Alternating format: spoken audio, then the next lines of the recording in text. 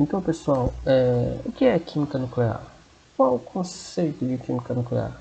Bom, em relação ao conceito, química nuclear nada mais é do que a área da química, né, que vai estudar as reações nucleares e as aplicações provenientes dessas reações. Então veja que a gente está falando de reações nucleares, correto? Diferentemente das reações químicas, que vocês certamente trabalharam bastante no decorrer do curso, né? Onde as reações químicas, o elétron ali tem um papel dominante. Né? Aqui nas reações nucleares, a gente tem que estar atento ao núcleo, né? As alterações vão ocorrer no núcleo de um átomo. Em relação à aplicação, né, desses processos nucleares, a gente pode citar, por exemplo, o uso na medicina, né, como ferramenta de diagnóstico e para tratamento de doenças. Né? A gente pode citar também o uso na indústria para análises de materiais industriais e acompanhamento dos processos industriais.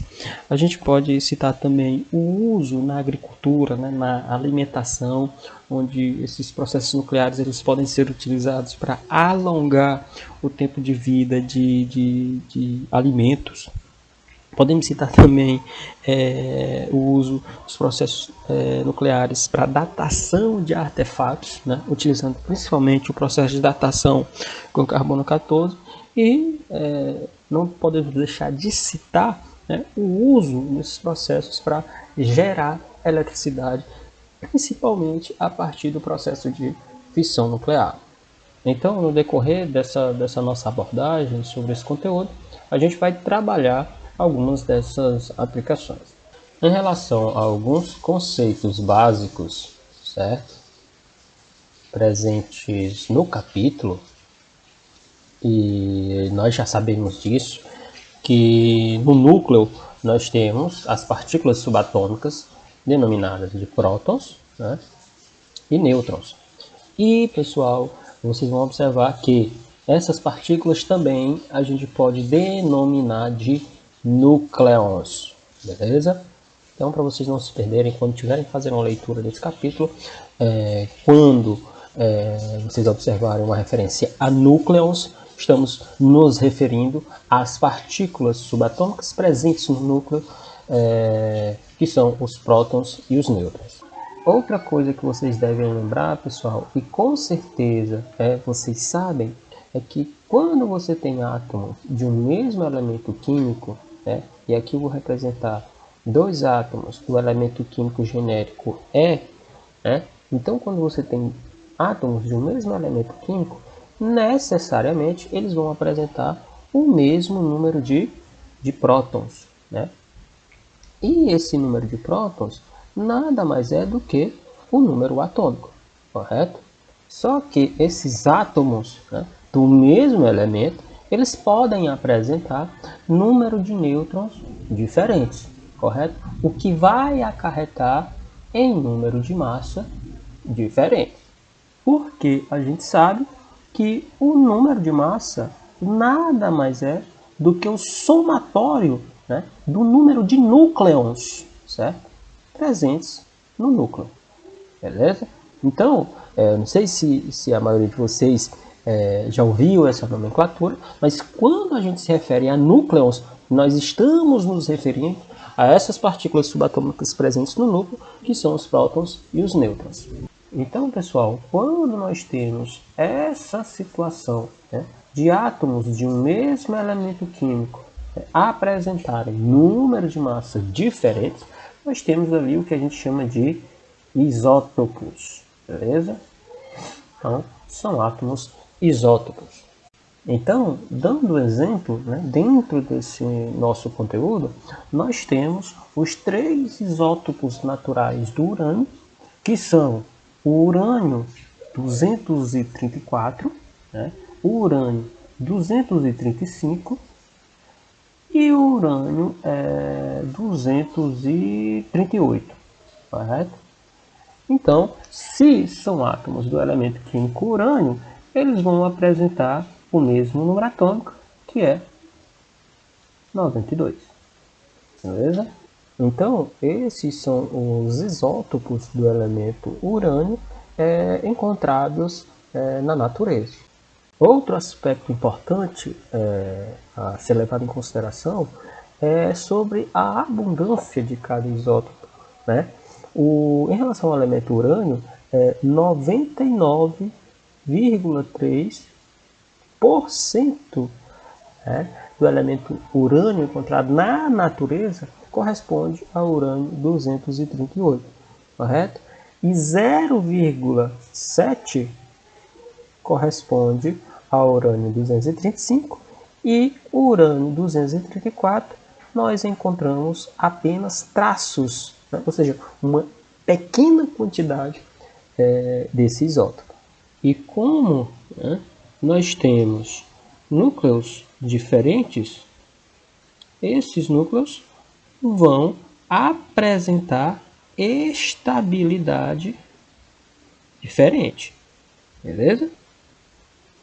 E quando você tem um núcleo instável, esse núcleo ele tende a emitir radiação, né, para se tornar um núcleo estável, correto? Esse núcleo radioativo ele vai ser chamado de radionuclídeo, certo, pessoal? Radionuclídeo. E quando você considera o átomo como um todo, né, que contém esse núcleo, você pode denominá-lo de radioisótopo. Radioisótopo. Isótopo. Beleza? Então, pessoal, esses são conceitos básicos, mas importantes para quando você estiver fazendo a sua leitura, você ter a compreensão desse conteúdo. Então, pessoal, os radionuclídeos eles são instáveis e vão emitir espontaneamente, vou mudar de cor aqui, né? Vão emitir espontaneamente partículas e radiação,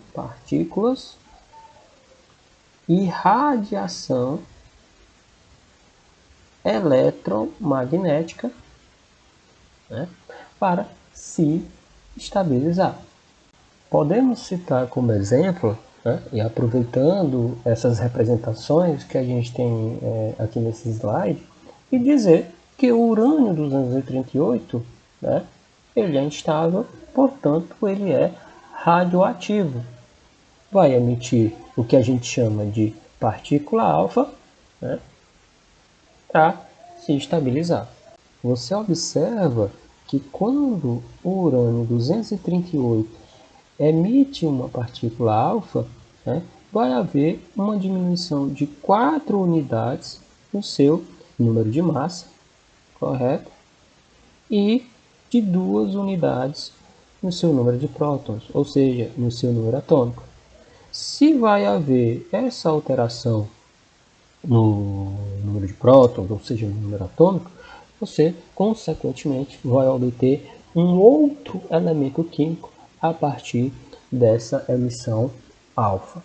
E o elemento, né, resultante dessa emissão alfa, da emissão dessa partícula alfa, vai ser o tório, né, que é ele que tem número atômico igual a 90.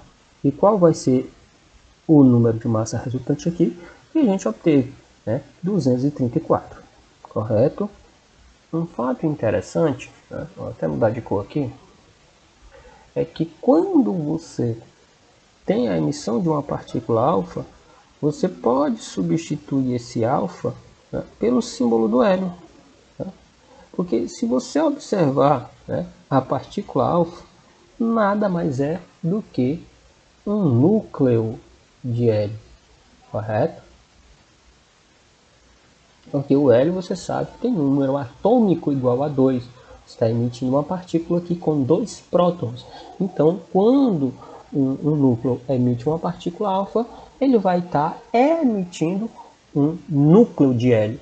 Beleza, pessoal? Então, vocês podem observar também em alguma questão, em alguma leitura, essa representação, certo? A emissão de um núcleo de hélio.